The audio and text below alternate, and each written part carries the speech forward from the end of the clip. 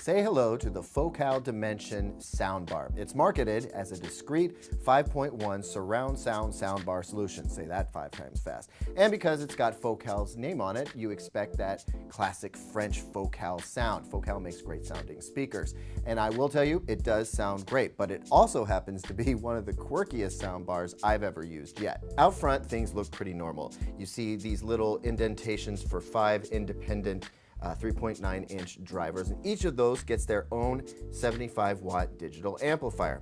Off to the far right-hand side, there's actually a hidden touch capacitive control panel. All you have to do is wave your hand in front of it, and some basic controls pop up.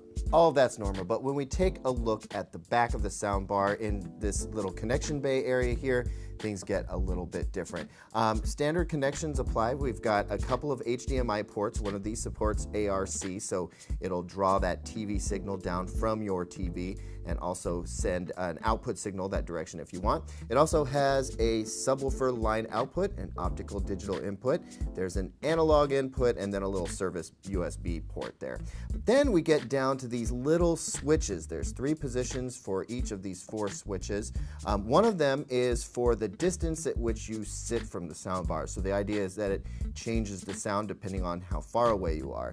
Then there's the positioning, and that has to do with whether it's wall mounted or sitting back at an angle with these included stands. There's also a room size adjustment switch, and I'm not sure exactly what it's supposed to change because honestly, I didn't notice it changing much. But then there's this subwoofer switch. What's that all about? Well, it turns out that Focal also makes a subwoofer. Yes, this big old thing is a sub, but it's big for a reason. You slide the soundbar right back up against it, and now you've got a stand for your television. That's a cool idea, but Focal put the amplifier for the subwoofer in the soundbar itself. So you connect them with a piece of speaker wire, and this is what they send you for speaker wire, which is woefully short. Not only is it not allow for a lot of leeway, but it's also really tough to put into these spring clip terminals. I mean, this is really kind of a pain in the butt.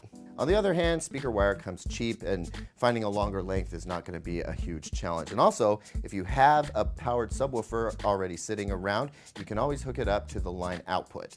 Then there's this remote, which while compact is also easily losable, and that's not a good thing because there are specific functions on this remote you won't find on the touchscreen, so if you lose it, you're out of luck.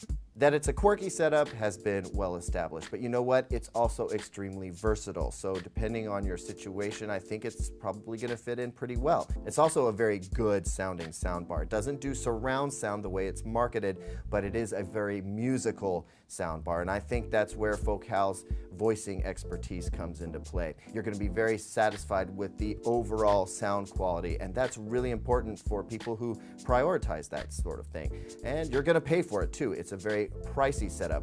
Without the subwoofer, it's $1,400, and with it's about $1,600 online. So you're paying a premium price, and you're not getting some of the fancier features that the competition offer. But if sound quality is key, Focal will not let you down.